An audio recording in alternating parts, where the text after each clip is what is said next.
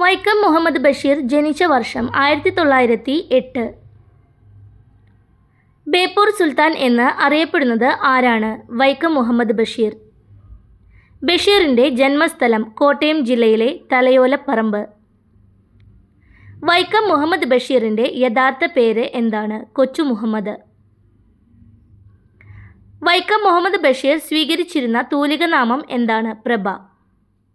ബഷീറിൻ്റെ master piece കൃതി എന്നറിയപ്പെടുന്ന കൃതി ബാല്യകാല സഖി.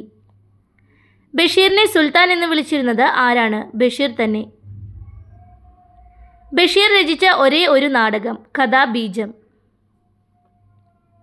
ആധുനിക മലയാള സാഹിത്യത്തിൽ ഏറ്റവും കൂടുതൽ വായിക്കപ്പെട്ട എഴുത്തുകാരിൽ ഒരാൾ വൈക്കം മുഹമ്മദ് ബഷീർ. ബഷീറിൻ്റെ അച്ഛൻ്റെ പേര് കായി അബ്ദുറഹിമാൻ. ബഷീറിൻ്റെ അമ്മയുടെ പേര് കുഞ്ഞാത്തുമ്മ. ബഷീറിൻ്റെ ഭാര്യയുടെ പേര് ഫാത്തിമ ബീവി, ഫാബി ബഷീർ എന്നറിയപ്പെടുന്നു. ബഷീറിൻ്റെ ആദ്യം പ്രസിദ്ധീകരിച്ച കഥ തങ്കം. ബഷീറിന് ഡിലിറ്റ് ബിരുദം നൽകിയ സർവകലാശാല ഏതാണ്? കോഴിക്കോട് സർവകലാശാല. ബഷീറിന് ലഭിച്ച ഏറ്റവും വലിയ പുരസ്കാരം ഏത്? പത്മശ്രീ. ബഷീറിന് പത്മശ്രീ ലഭിച്ച വർഷം 1982. കേന്ദ്ര സാഹിത്യ അക്കാദമി ഫെലോഷിപ്പ് നേടിയ ആദ്യ മലയാളി വൈക്കം മുഹമ്മദ് ബഷീർ. ബഷീറിൻ്റെ ആദ്യ കൃതി ഏത്? പ്രേമലേഖനം. ബാല്യകാല സഖി എന്ന നോവൽ ആരുടേതാണ്? വൈക്കം മുഹമ്മദ് ബഷീർ. തൻ്റെ കുടുംബ വീട്ടിൽ കഴിയവേ ബഷീർ രചിച്ച കൃതി ഏത്? പാത്തുമ്മയുടെ ആട്. വൈക്കം മുഹമ്മദ് ബഷീർ അന്തരിച്ചത് എന്ന്? 1994 ജൂലൈ 4. വൈക്കം മുഹമ്മദ് ബഷീർ അനുസ്മരണ ദിനം എന്നാണ്? ജൂലൈ 5. ബഷീറിൻ്റെ മരണശേഷം പ്രസിദ്ധീകരിച്ച ചെറുകഥാ സമാഹാരം ഏത്? യാ ഇലാഹി. സാഹിത്യത്തിലെ ആധുനികതയുടെ ശബ്ദം എന്നറിയപ്പെടുന്ന ബഷീർ കൃതി ശബ്ദങ്ങൾ.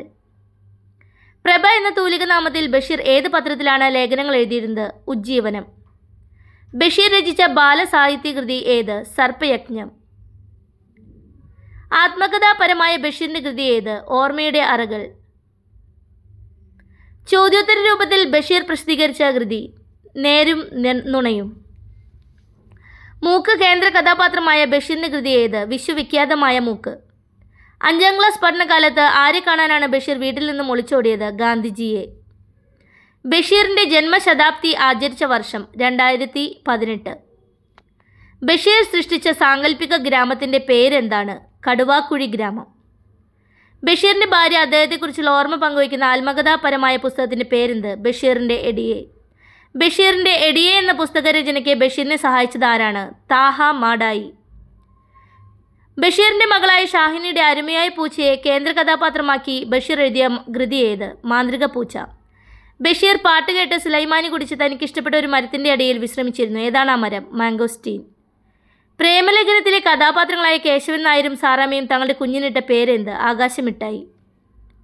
മരണശേഷം പ്രസിദ്ധീകരിച്ച ബഷീറിൻ്റെ നോവൽ പ്രേം പാറ്റ. ബഷീർ ബാല്യകാല സഖി ആദ്യം എഴുതിയത് ഏതു ഭാഷയിൽ? ഇംഗ്ലീഷിൽ. ബഷീർ മരിച്ചതിനു ശേഷം പുറത്തിറക്കിയ ബഷീറിൻ്റെ 3 കൃതികൾ യാ ഇലാഹി, പ്രേം പാറ്റ, ജീവിതം ഒരു അനുഗ്രഹം. ബാല്യകാല സഖി എന്ന ചലച്ചിത്രത്തിൽ നായകനായി അഭിനയിച്ചത് ആര്? മമ്മൂട്ടി. ഇലാഹിയിൽ ബഷീർ എഴുതിയ ഒരേ ഒരു കവിത അനശ്വര പ്രകാശം. യാ ഇലാഹിയിൽ ബഷീർ എഴുതിയ ഒരു ചെറു ലേഖനം എൻ്റെ ചരമക്കുറിപ്പ്. ബഷീറിൻ്റെ പ്രകൃതി സ്നേഹം പ്രകടമാകുന്ന കഥ തേന്മാവ്. ബഷീർ നടത്തിയ ഒരു പ്രഭാഷണം ഗ്രന്ഥമായി പ്രസിദ്ധീകരിച്ചിട്ടുണ്ട്. ഏതാണ് ആ ഗ്രന്ഥം? ചെവി ഓർക്കുക. ബഷീർ ദ മാൻ എന്ന ഡോക്യുമെൻ്ററിയുടെ സംവിധായകൻ ആരാണ്? എം.എ. റഹ്മാൻ. ശ്രീ എം.കെ. സാനു ബഷീറിനെ വിശേഷിപ്പിച്ചതെന്ത്? ഏകാന്ത വീതിയിലെ അവധൂതൻ.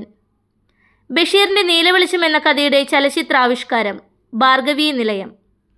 മതിലുകൾ എന്ന നോവൽ സിനിമയായി സംവിധാനം ചെയ്തത് ആരാണ്? അടൂർ ഗോപാലകൃഷ്ണൻ. മജീദും സുഹറയും കഥാപാത്രങ്ങളായ ബഷീർ കൃതി ഏത്? ബാല്യകാല സഖി.